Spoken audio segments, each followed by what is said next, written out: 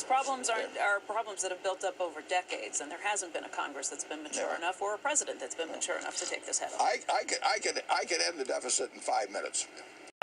You just pass a law that says that anytime there's a deficit of more than 3% of GDP, all sitting members of Congress are ineligible for re-election. Yeah. Now you've got the incentives in the right place, right? The United States owes more money than it has ever owed in its history. With a $35 trillion national debt, Warren Buffett believes America is sliding toward a financial cliff. Is there any way out? Stick around to learn the shocking truth about the debt crisis and its impact on every American. The U.S. debt is growing at a breakneck speed, by the second.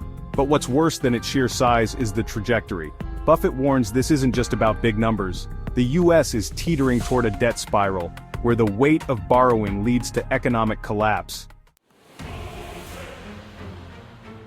Here's why this matters to you. Every dollar borrowed today increases the burden on future generations. Inflation, higher taxes, and reduced services could reshape the lives of every American, including yours.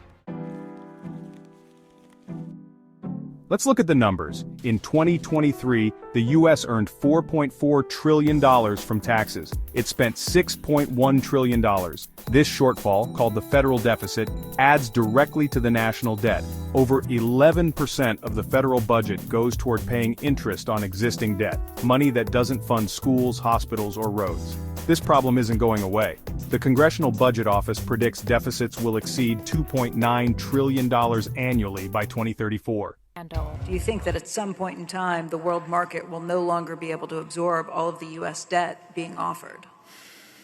Well, I would say the answer, of course, I don't know, but my best speculation is that U.S. debt will be acceptable, but for a very long time, because there's not much alternative. But it won't be the quantity. The national debt was nothing to speak of, for a long, long time. And then, in any way, inflation would get let loose in a way that really threatened the whole world economic situation, and there really isn't any alternative to the dollar as a reserve currency. And you get a lot of people who give you a lot of speeches on that, but that really is the answer. That I don't worry about the quantity.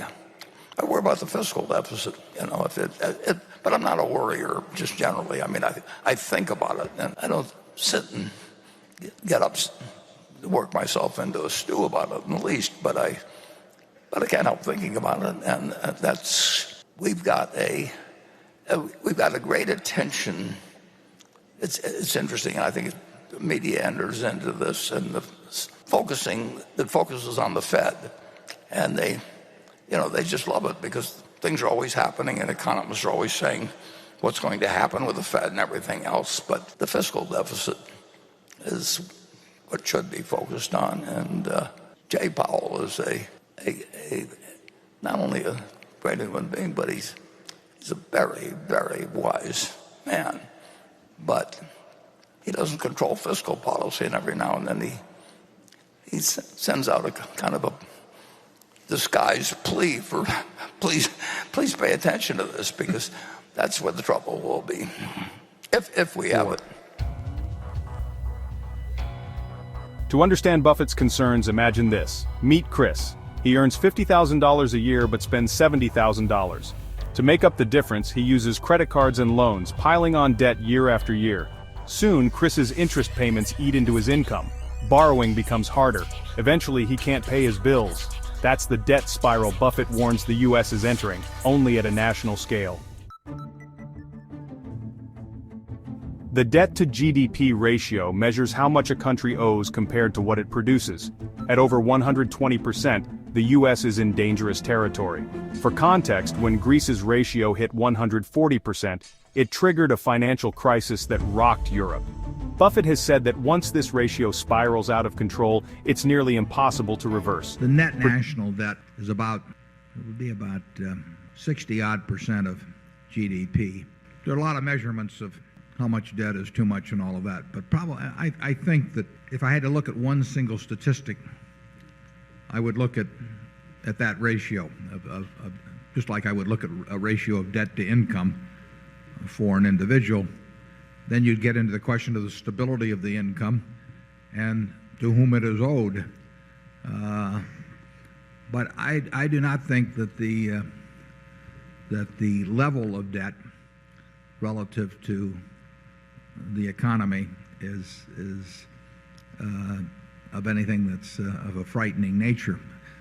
I like the idea of it trending downward a little bit over time rather than trending upward. And if it keeps trending upward, it can get awkward, although I think in Italy it's close to 150% now. And you start getting to 150% and talk 8% interest rates, and you're talking 12% of GDP essentially going to interest.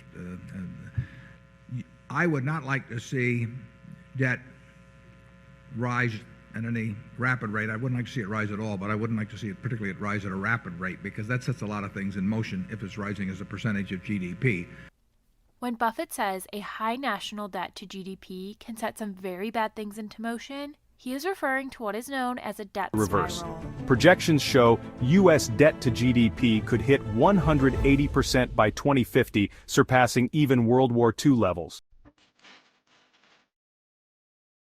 The 4 stages of a debt spiral. 1. Rising debt. Spending exceeds revenue year after year. 2. Higher interest payments. Growing debt leads to increased borrowing costs. 3. More borrowing. The government takes on more debt just to pay interest. 4. Cycle continues. This vicious loop makes it nearly impossible to recover. Buffett compares this to a black hole for economies, where borrowing to pay old debts eventually consumes the entire budget. Fixing this isn't simple. Raise taxes? No one likes higher taxes, and they could slow economic growth. Cut spending? Programs like Social Security and Medicare are vital to millions, but account for over 40% of federal expenses. Cutting them risks political fallout. Do nothing? This guarantees a growing debt burden and eventual financial instability. Buffett believes in financial discipline, whether for individuals or nations. He famously said, "It's insane to risk what you have for something you don't need." Yet that's what the U.S. government does every year by running deficits. What's the solution? Buffett doesn't offer easy answers, but he insists that hard choices must be made, sooner rather than later. The U.S. debt crisis is a ticking time bomb, and Buffett's warning should serve as a wake-up call. Will the U.S. act in time, or are we heading toward economic disaster? If you're serious about mastering money and staying ahead in the financial game, hit like, subscribe, and join us at Menzies Money Mentor. Let's navigate these turbulent waters together. What do you think? Is the U.S. already past the point of no return? Let us know in the comments.